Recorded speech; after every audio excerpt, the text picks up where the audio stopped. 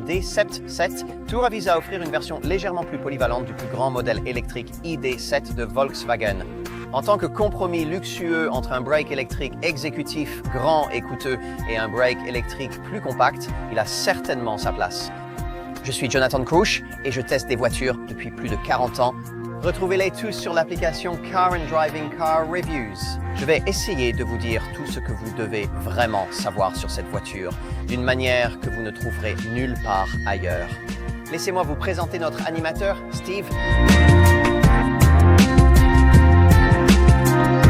Volkswagen étant les ambitions de son ID, c'est électrique avec la version Tourer, plus polyvalente.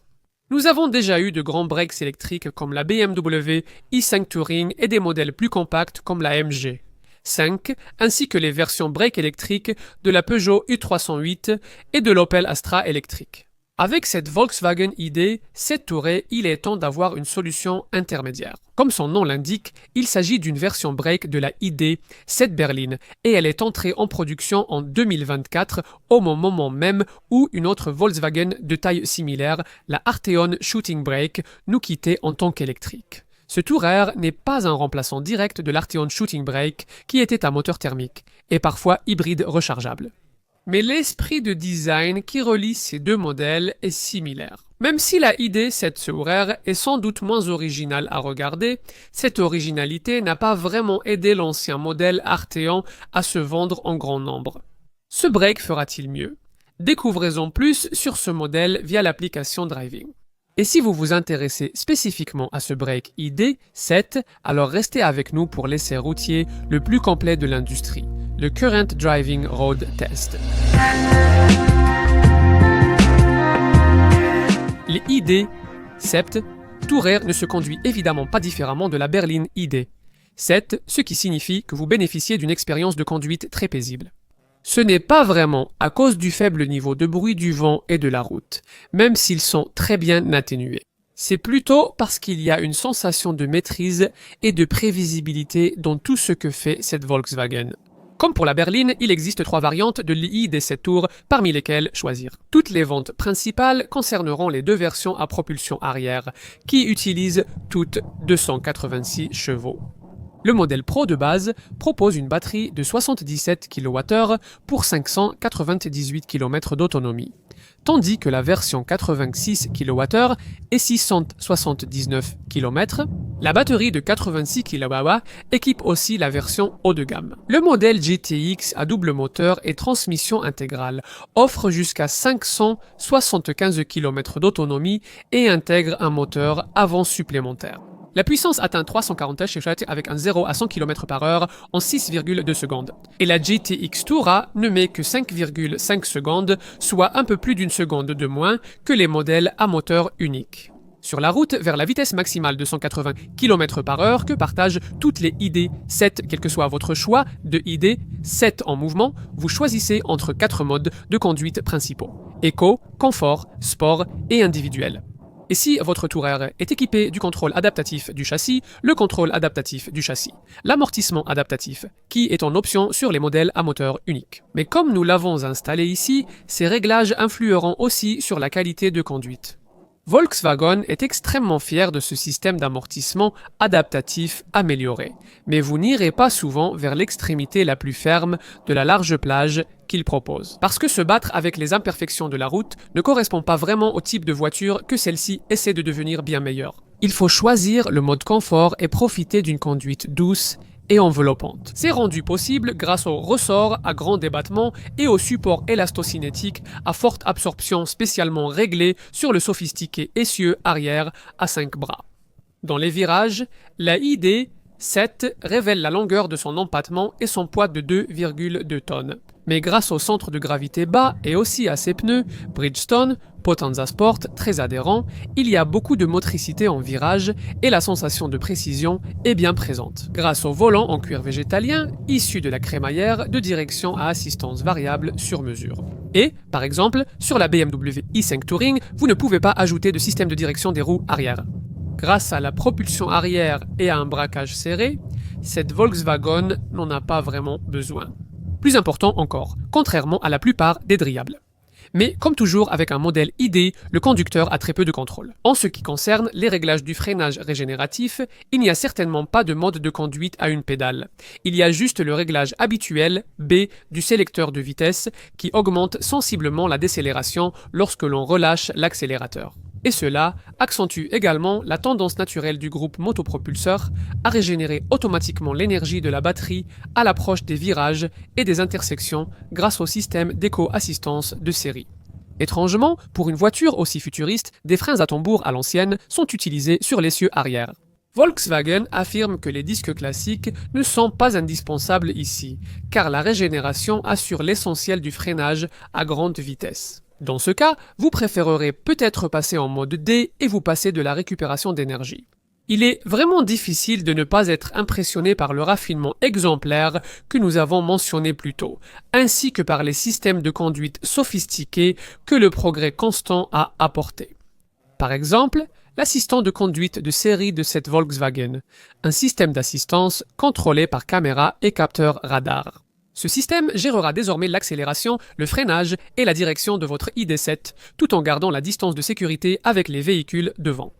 Vous pouvez également tracter avec cette voiture jusqu'à 1 tonne avec les modèles à moteur unique, ou jusqu'à 1200 kg avec la GTX. Cette version break est moins clivante visuellement que son prédécesseur, le break Artian au style original, ce qui est décevant mais prévisible et nécessaire.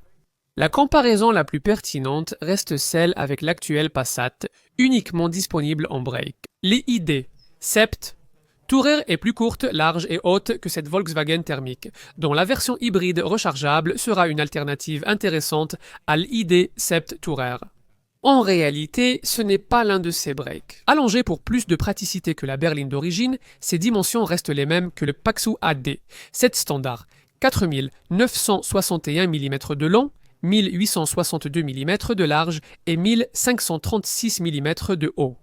Les proportions du toit long sont accentuées par un toit de couleur contrastée et des barres de toit discrètes. La silhouette Reiki affiche un coefficient de traînée élégant de 0,25 seulement, 0,02 de plus que le modèle standard. Par rapport à la berline, le panneau de garniture gris du montant D est nettement plus large. Comme l'AID 7 classique, elle possède de grandes roues de 19 à 21 pouces. Nous avons ici les jantes noires Montréal de 20 pouces. Curieusement, comme d'habitude avec les véhicules électriques Volkswagen, les roues arrière sont toujours équipées de freins à tambour à l'ancienne. L'apparence à l'avant dépend vraiment de la version que vous avez choisie. Le modèle GTX haut de gamme adopte des pare-chocs sportifs, tandis que toutes les versions ont un capot court s'étirant élégamment vers l'avant. Des phares Matrix IQ Light reliés par une bande lumineuse avec un badge Volkswagen blanc au centre. Comme on peut s'y attendre d'un véhicule électrique, il n'y a aucune tentative d'intégrer une calandre. La partie avant est en grande partie fermée, avec du caractère visuel, défini notamment par le design tridimensionnel du capot. Il s'ouvre effectivement, mais il n'y a de la place en dessous que pour les réservoirs de liquide. Plus bas, il y a une section carrée proéminente pour toute la technologie radar et des découpes verticales et étroites dans les coins pour les rideaux d'air. La vue arrière est dominée par cette bande lumineuse grise sur toute la largeur, avec un emblème central illuminé en rouge et des blocs optiques arrière à LED en 3D. Une bande réfléchissante occupe encore toute la largeur en bas, mais diffère sur la version GTX haut de gamme, qui a un pare-choc sport façon diffuseur. Bien sûr, ce qui est plus important ici, c'est ce que vous ne pouvez pas voir, à savoir la plateforme électrifiée modulaire d'électrification à batterie que tous les modèles ID de la marque utilisent. Jetons un coup d'œil à l'intérieur. Les poignées de porte sont affleurantes à la carrosserie, même si elles ne se déploient pas automatiquement à votre approche maintenant. Une déception concernant les premiers modèles ID de la marque résidait dans la conception souvent complexe et généralement peu ergonomique de leurs habitacles. Mais lorsque nous avons essayé pour la première fois la version standard de l'EID, nous avons été favorablement impressionnés par la façon dont Volkswagen a su faire évoluer son approche de l'architecture intérieure. Et c'est toujours le cas. On est immédiatement frappé par la sensation de qualité. La petite taille plutôt agréable de l'écran d'instrumentation, la propreté avec laquelle toutes les fonctionnalités de la console centrale sont dissimulées sous ces deux couvercles coulissants, ainsi que l'élégance de ce panneau de planche de bord en faux cuir à double surpiqûre. On ne s'attendrait pas à ce qu'il y ait une différence par rapport à la version berline, mais en fait, il y en a une. Il y a l'ajout de cette commande d'essuie-glace arrière sur le dessus du commodo d'essuie-glace, comme sur la berline. Il y a du bon, du mauvais et de l'insolite. Le bon, ce sont ces sièges avant ergo-active très confortables, approuvés, action Gesunder, Rücken avec réglage électrique, chauffage et massage. Moins appréciés, ces vestiges datent d'une époque antérieure du design ID, comme les affreux curseurs peu hygiéniques pour le volume et la climatisation. Les boutons haptiques du volant sensible au toucher et difficiles à utiliser, et l'absence de commande dédiée pour les vitres arrière. Quant à l'originalité, eh bien, cela s'applique aux désignations des pédales lecture et aux pauses. Nous avons évoqué le petit écran d'instrumentation suffisant puisqu'il est complété de série par un affichage tête haute à réalité augmentée. Volkswagen préférerait que vous regardiez plutôt celui-ci, qui combine des informations comme la vitesse, les marquages au sol, les avertissements de distance et les flèches de navigation directement dans le champ de vision du conducteur.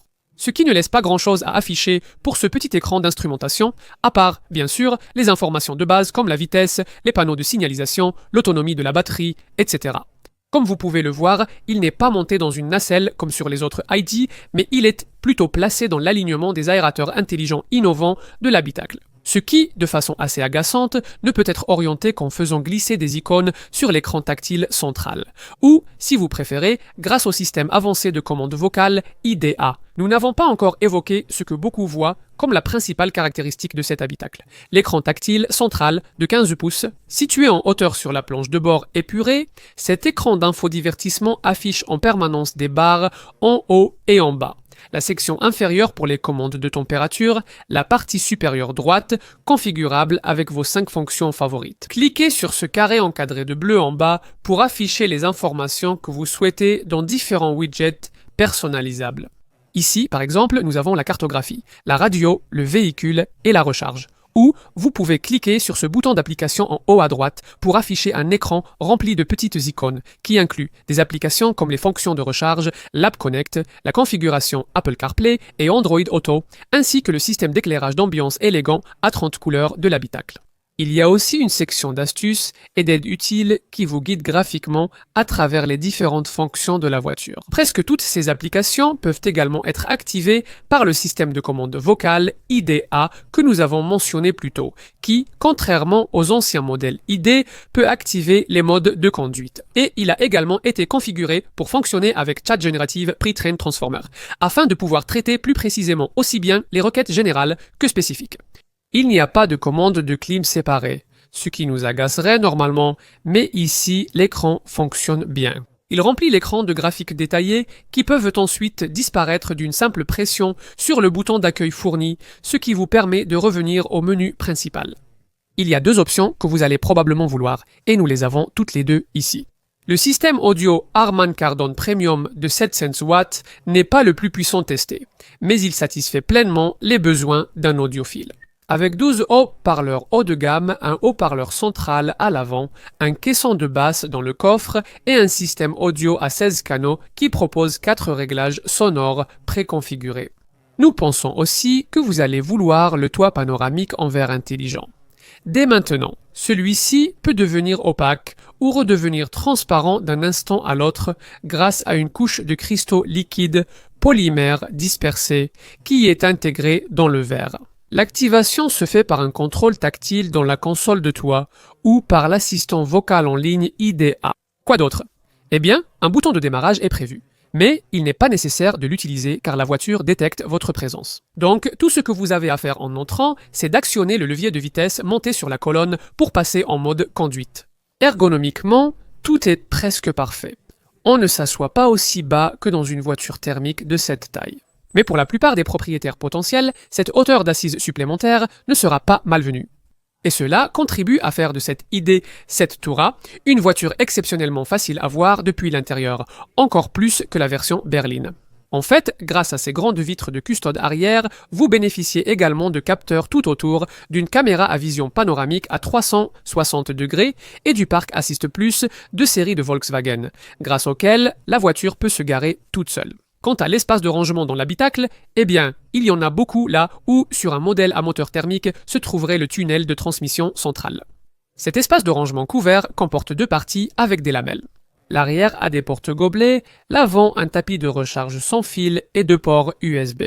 Bien qu'il s'agisse de ports USB-C, vous devrez donc probablement utiliser ce câble adaptateur inesthétique en dessous. Cette console centrale est un espace de rangement inférieur que vous pouvez utiliser pour garder des objets laissés dans la voiture à l'abri des regards indiscrets. Un compartiment à double couvercle avec plateau amovible se trouve entre les sièges, mais la boîte à gants, réduite de moitié par une boîte à fusible, est minuscule. Volkswagen ne propose pas de compartiment à lunettes de soleil au plafond, ni de pince à tickets dans le pare-soleil passager, mais il y a des bacs de porte de bonne taille doublés de feutrine, et il y a la pince à tickets habituelle dans le pare-soleil du conducteur. Regardons maintenant l'arrière. Nous avions été impressionnés par l'espace à l'arrière lors de l'essai de la berline ID.7. Rien n'a changé avec ce modèle Touran, aidé par l'empattement lent de 2971 mm, soit 132 mm de plus qu'une Passat. L'espace pour les jambes atteint 850 mm, digne d'une limousine, ce qui est excellent, parce qu'il n'y a pratiquement pas d'espace pour les pieds ou les sièges. Avant, une personne d'1,80 m sera très à l'aise derrière un occupant avant de la même taille.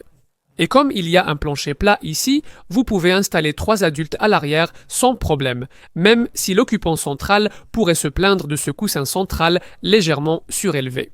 Il y a aussi beaucoup d'espace pour la tête, un peu plus que dans la berline, car le toit ici n'est pas aussi incliné, et cet espace pour la tête n'est pratiquement pas affecté. Si vous choisissez le vaste toit panoramique en verre dont nous avons parlé plus tôt, le toit du break s'étend plus loin vers l'arrière que celui de la berline. Donc ce toit en verre peut être encore plus grand, ce qui est très appréciable.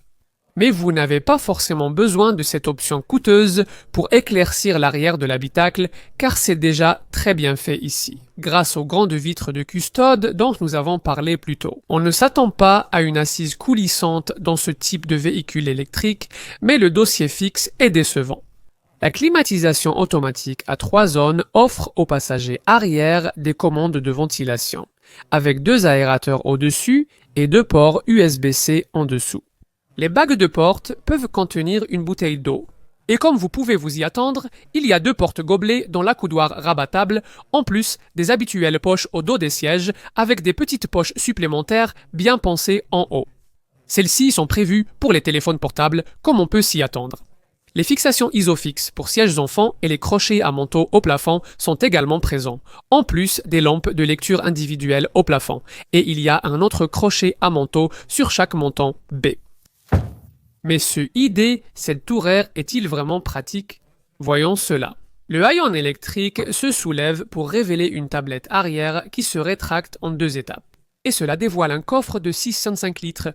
C'est seulement 75 litres de plus que la berline, mais reste très compétitif dans la catégorie. C'est 35 litres de plus que dans une BMW i5 Touring par exemple, ce qui devrait suffire pour la plupart des familles.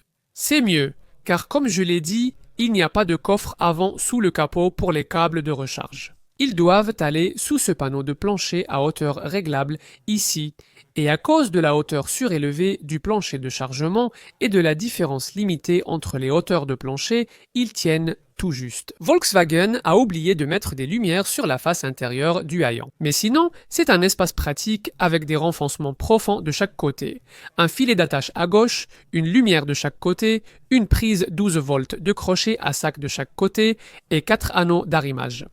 En plus, il y a un bouton pour l'attelage rétractable à gauche si vous avez choisi cette option, ainsi qu'une trappe à ski. Ainsi, les objets plus longs peuvent être poussés vers l'avant entre 2 passagers assis à l'arrière. Et il y a des crochets sur les parois latérales du coffre pour quand vous avez besoin d'aplatir tout l'espace. À ce moment-là, jusqu'à 1714 litres d'espace sont libérés, et il y a presque 2 mètres de longueur de chargement. En option, vous pouvez ajouter un attelage porte-vélo avec une charge d'appui de 75 kg, adapté pour 2 vélos électriques. Lors du tournage début automne 2025, la ID.7 Tourer coûtait environ 52 000 livres, soit 790 livres de plus que la ID.7 berline. Les prix au moment de cet essai commençaient à partir d'environ 52 000 livres pour la version de base Pro Match Plus de 77 kWh et cela montait à un peu plus de 55 000 livres pour ce modèle Pro S Match Plus de 86 kWh. Vous souhaitez miser sur l'ID, Seb Tourer et opter pour la GTX plus 4Motion haut de gamme. Un budget de 60 000 livres sera nécessaire. Maintenant, si vous n'êtes pas complètement attaché à l'idée d'avoir un véhicule électrique, mais que l'idée d'avoir un break Volkswagen de cette taille vous plaît, alors vous pourriez aussi envisager la version e-hybride, véhicule hybride rechargeable de la Passat de la marque, qui offre 132 km d'autonomie électrique. Elle pourrait donc servir de véhicule électrique la plupart du temps. Et au moment du tournage, elle était proposée à un prix plus abordable qu'une ID, 7 Tourer à partir d'environ 44 000 livres sterling. Maintenant, que vous trouviez ou non que le montant que Volkswagen demande pour une ID 7 Tourer représente un bon rapport qualité-prix, cela dépendra des véhicules électriques concurrents auxquels vous comparez cette voiture. Bien que le prix d'entrée de gamme ne soit en réalité pas très supérieur à ce que vous payeriez pour une version grande autonomie d'un crossover électrique de taille moyenne comme la Tesla Model X, cette Volkswagen est en fait nettement plus grande. Plus grande en fait lorsqu'il s'agit d'acheter un break électrique que l'Audi A6 Avant e-tron comparable qui coûtera environ 10 000 livres sterling de plus à équipement équivalent. Et elle représente probablement une comparaison plus juste avec ce que vous obtenez ici. Cette ID Centura est en réalité à peine plus courte d'environ 100 mm et elle offre plus d'espace pour les bagages qu'une BMW i5 Touring, un modèle dont le prix commence à environ 70 000 livres sterling. Donc, en résumé, si vous pensez qu'il s'agit d'un break électrique de taille exécutive pour un prix moyen, eh bien, c'est à peu près ce qui est proposé ici. La fiche technique ne vous rebutera pas, cette ID 7 offrant de nombreux équipements de série avec la finition Match Plus sur les deux modèles à moteur unique. Vous bénéficierez de jantes alliage Hudson 19 pouces, de l'éclairage IQ, de phares matriciels LED et d'un accès sans clé. Il y a un pare-brise chauffant, des vitres arrière teintées et un haillon électrique. Des capteurs de stationnement, une alarme, une pompe à chaleur pour préserver l'autonomie par temps froid. L'assistance au stationnement, plus vous guide dans les places avec des modes de conduite sélectionnables. À l'intérieur, la finition Match Plus propose un affichage tête haute à réalité augmentée, des sièges en microfibre art velours ainsi que des réglages électriques, chauffage et massage à l'avant. Vous profitez aussi d'une caméra panoramique, d'une climatisation trizone, AirCare climatronique et d'un éclairage d'ambiance 30 couleurs. Les équipements multimédia incluent un écran central Ready to Discover de 15 pouces avec navigation, un système audio 8+1 haut-parleur et App Connect sans fil de Volkswagen. Pour Apple CarPlay et Android Auto Plus, il y a l'application habituelle WeConnect ID qui vous permet de vous connecter à distance à votre ID 7 via votre smartphone. En choisissant le modèle GTX+, Volkswagen ajoute de grandes jantes alliage Skargan de 20 pouces. Châssis adaptatif, contrôle adaptatif du châssis pare-choc, sport couleur carrosserie, vitrage arrière feuilleté insonorisant et siège arrière chauffant. La finition GTX+, offre aussi un système audio Harman Kardon, 12 haut-parleurs, 700 watts et des sièges avant ventilés. Vous pouvez aussi ajouter ces éléments au modèle ID. Cette Tourer à moteur unique via le pack intérieur plus, moyennant un coût supplémentaire. Nous l'avons installé ici. Parmi les autres caractéristiques de style GTX que vous pouvez ajouter à un modèle à moteur unique comme celui-ci, on trouve le contrôle adaptatif du châssis et le vitrage de sécurité arrière feuilleté insonorisant. Ils sont tous deux inclus dans l'option Pack Extérieur Plus de cette voiture d'essai, qui comprend également ici un toit panoramique à occultation électronique. La voiture d'essai Pro S dispose également de jantes noires, Montréal de 20 pouces plus grandes et d'une barre de remorquage pivotante. La plupart des couleurs de peinture disponibles sont en option, y compris la finition bleu métallisé délavé de cette voiture. En ce qui concerne l'équipement de sécurité de série, eh bien, il y a tout l'équipement habituel du groupe Volkswagen, et la plupart de ce dont vous avez besoin est inclus de série. Cela inclut le front assist habituel, le système de freinage autonome, les détecteurs de somnolence et d'attention, l'alerte de vitesse et l'affichage dynamique des panneaux routiers, ainsi qu'un assistant de changement de voie, un système de maintien dans la voie et l'assistant embouteillage. Cela conduit presque la voiture pour vous dans les embouteillages. Il y a aussi le système habituel d'airbags frontaux, latéraux et rideaux, relié à un dispositif d'appel d'urgence électronique. et également tout le contenu du pack d'assistance de la marque qui comprend l'assistant de maintien de voie pour vous aider à rester centré sur votre voie, ainsi que l'assistant de conduite qui combine le régulateur de vitesse adaptatif et les fonctions de maintien de voie en offrant une direction, un freinage et une accélération semi-automatisée. Il y a aussi désormais l'assistant d'urgence. Celui-ci permet d'arrêter la voiture de manière contrôlée. Si vous tombez malade au volant à l'arrière, l'alerte de circulation vous avertit des véhicules approchant lorsque vous reculez pour sortir d'une place de parking. Et l'avertissement de sortie prévient vos passagers qui s'apprêtent à ouvrir les portes face à la circulation arrivante. Vous pourriez penser que cette ID.7 utilise l'architecture électrique avancée de 800 volts, permettant à l'Audi A6 Avant e-tron, un autre modèle similaire du groupe Volkswagen, d'accéder à la nouvelle génération de bornes de recharge ultra rapide. l'ID.7 utilise une autre plateforme que l'Audi. C'est juste une version étendue du châssis modulaire d'électrification à batterie conçu à l'origine pour des véhicules électriques plus petits et abordables. Il n'y a en fait qu'un système de 400 volts ici, mais Volkswagen a fait de son mieux pour en maximiser la vitesse de charge possible. l'ID.7 peut se recharger jusqu'à 175 kW dans sa version Pro de 77 kWh et jusqu'à 200 kW dans ses deux versions de 86 kWh. Comme tout véhicule électrique, il peut être difficile d'atteindre l'autonomie annoncée en roulant. Même avec la régénération de freinage maximal activée et le mode de conduite éco, le plus économique sélectionné en permanence sur ce modèle Pro S de 86 kWh, nous avons atteint environ 33 miles par kWh lors de ce test, soit environ 284 miles d'autonomie. Toutes les ID.7 disposent d'une éco-assistance de série utilisant les données de navigation et les panneaux détectés par la caméra frontale. Si votre ID.7 approche d'un virage ou d'une entrée de ville, le système peut afficher qu'il faut relâcher l'accélérateur. Ce calcul apparemment simple mais complexe permet au système de propulsion de la voiture d'effectuer une récupération d'énergie optimale, soutenant ainsi des performances d'autonomie optimale jusqu'à la recharge de la batterie. Volkswagen offre à ses clients l'application WeCharge pour localiser et utiliser plus de 150 000 bornes de recharge publique pour véhicules électriques, rechargées de 10 à 80% en courant continu. Le modèle 77 kWh nécessite 28 minutes sur une borne rapide publique et les deux modèles 86 kW. 26 minutes na anal. Il y a aussi le préconditionnement de la batterie qui, une fois la destination de la borne programmée dans le système de navigation, prépare la batterie pour une capacité de recharge à la vitesse maximale à l'arrivée. Vous pouvez également activer cette fonction manuellement. Avec la batterie de 77 kWh, la recharge à domicile sur une wallbox de 7,4 kW dure 12h15. Vous pouvez réduire ce temps à 8 heures en utilisant une wallbox de 11 kW avec les modèles de 86 kWh en courant alternatif. Recharge à domicile. Avec une wallbox de 7,4 kW, cela prend 13 heures et 45 minutes. Vous pouvez réduire ce temps à 9 heures avec une wallbox de 11 kW.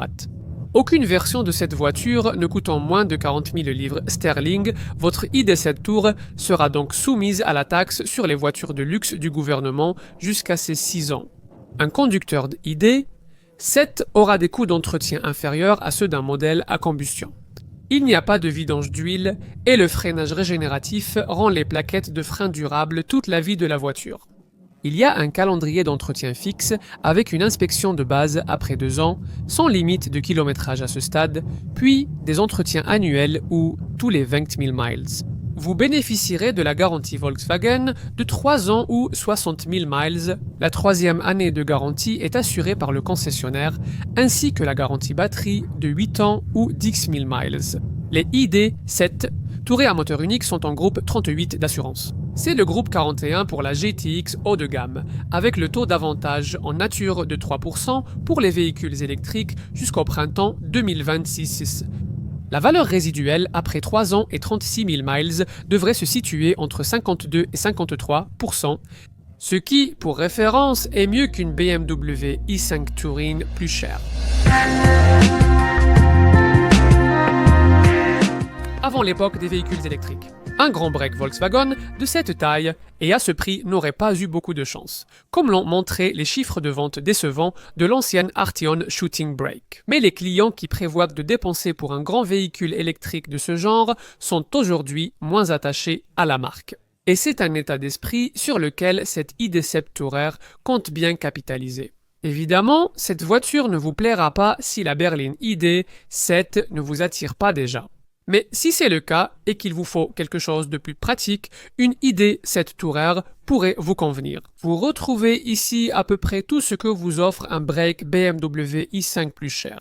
Pour à peine plus qu'un break Peugeot i308 bien équipé, ou une Vauxhall Astra électrique Sports Tourer, c'est exactement le genre de voiture dans lequel Volkswagen excelle.